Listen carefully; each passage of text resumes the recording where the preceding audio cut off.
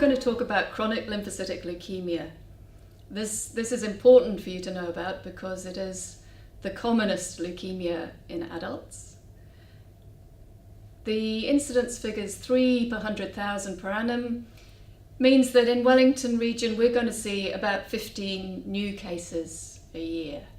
So if you look at the age distribution graph here, unless you're working in pediatrics, you are going to see people with CLL in your clinical practice. Most people are over the age of 65 and the incidence increases with increasing age. So CLL is one of the chronic leukemias, and the chronic leukemias are the leukemias that arise from relatively mature cells. In this case, it's mature lymphocytes, and not only just lymphocytes, but mature B lymphocytes. So these are cells that have got to a stage where they're able to make antigens, then accumulate in the peripheral blood and in other lymphoid organs, but they're functionally incompetent, so they're not useful lymphocytes. The reason why they accumulate is not fully understood. There is some information accumulating about this, and if you wanted to know more information, I could suggest that you read in Up to Date through the library the section on pathogenesis of CLL, where it is very well summarised. CLL occurs in different frequencies in different populations. The highest incidence is in Caucasians and the lowest incidence is in Asian populations. There is also a small proportion of CLL that seems to occur in families, and exactly why this is we don't know. So how does CLL present? Quite often these days, where people often have a full blood count as a kind of general checkup or for other reasons, we pick up CLL as an incidental finding as a result of an unexpected high lymphocyte count, without any symptoms necessarily related to the CLL itself. In other patients, we see painless enlarged lymph nodes or an enlarged spleen with or without an enlarged liver. And in some patients, we see symptoms that are similar to those of lymphoma, so fatigue, weight loss, sweats. When we come to think about the complications of CLL, we can, to a large extent, work out logically what they are as a result of the fact that the lymphocytes accumulate in bone marrow, and because they are malignant counterparts that are non-functional but are similar to antigen-producing cells.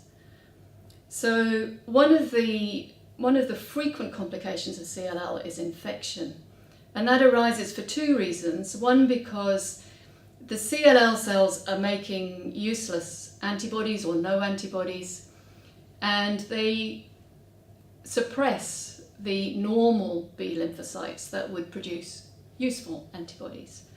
And we see a low level of immunoglobulins, and if that's low enough, that can result in infections. As well as that, if the CLL is advanced and it's involving the bone marrow extensively enough, it can result in neutropenia, which will then exacerbate the infection risk.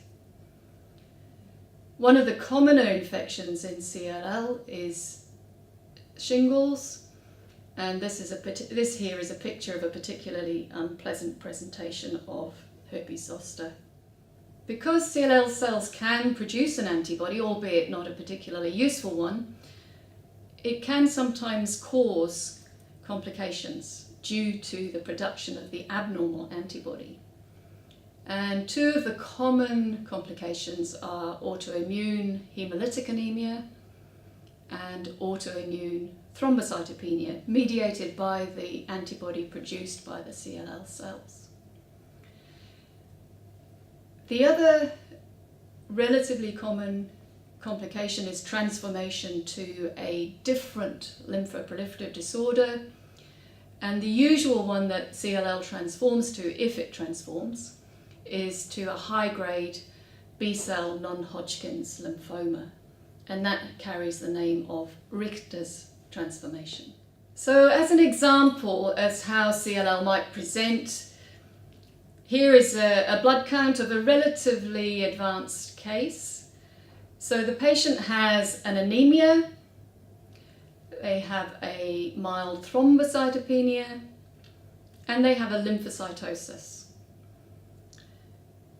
Now, lymphocytosis can, of course, be reactive or lymphoproliferative, and so we need to do further tests to find out which of these it is.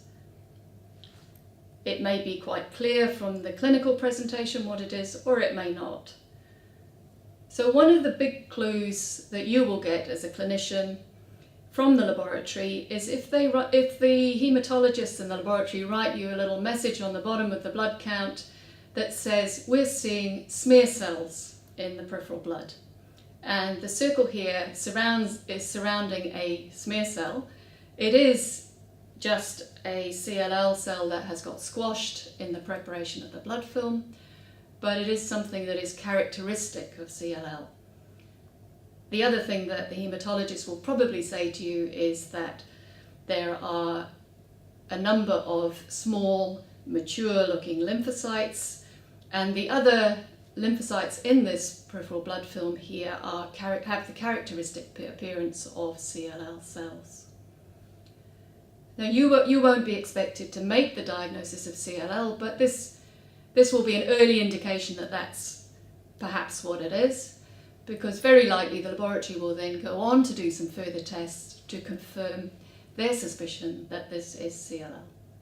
So just to summarise how we diagnose CLL, we have a patient with the right demographics, one of the typical clinical presentations, typical blood count, blood film, but technically we need to see a lymphocytosis containing a clonal population of lymphocytes present at a level of more than 5 by 10 to the 9 per litre for 3 months, and also that this population shows a characteristic immunophenotype, so a characteristic array of proteins on this lymphocyte cell surface. What I'm showing you here is some plots from flow cytometry immunophenotyping.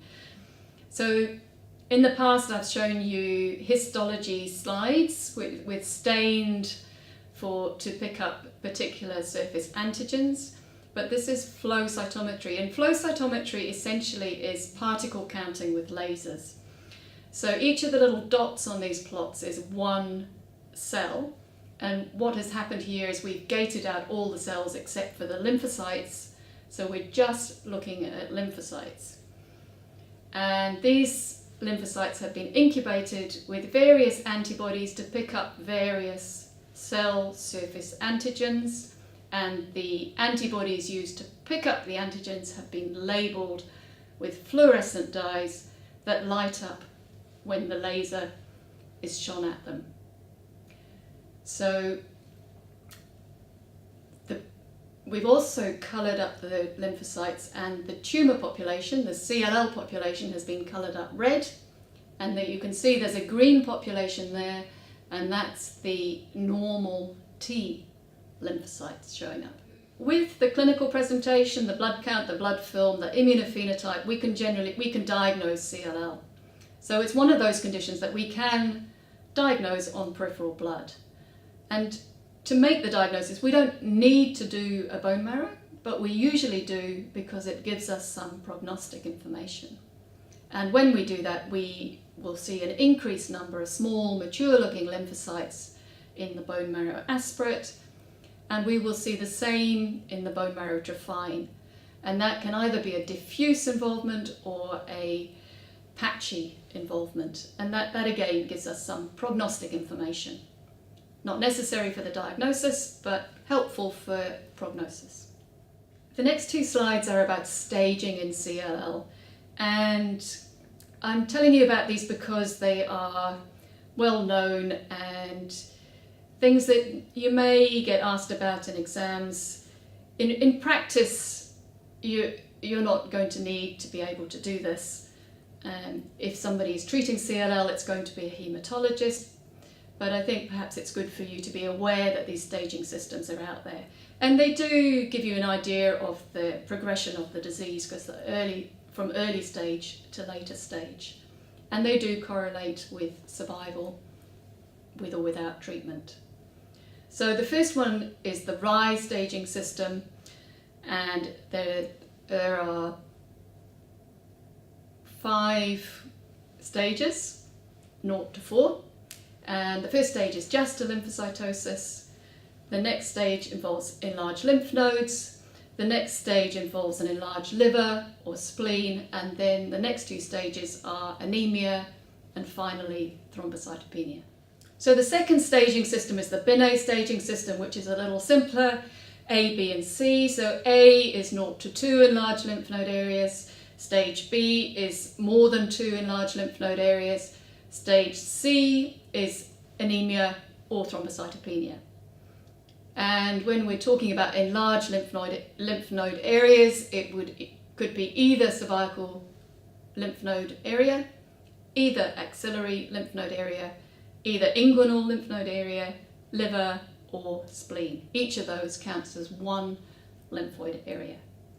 Again, I don't think in practice it's essential that you have this in your head, but it is something that people will expect you to know exists, and they may ask you about it in exams. Haematologists in practice spend quite a lot of time accumulating prognostic information in CLL, because this gives us an idea of how the condition is going to progress for an individual patient, and sometimes it also helps us decide on which treatment will be most appropriate. I don't think you need to learn these systems in detail, because they'll probably change by the time you are qualified doctors, and anyone that's becoming a haematologist, I would be fairly certain it would have changed by the time that happens. But it's good to know that we do collect this kind of information.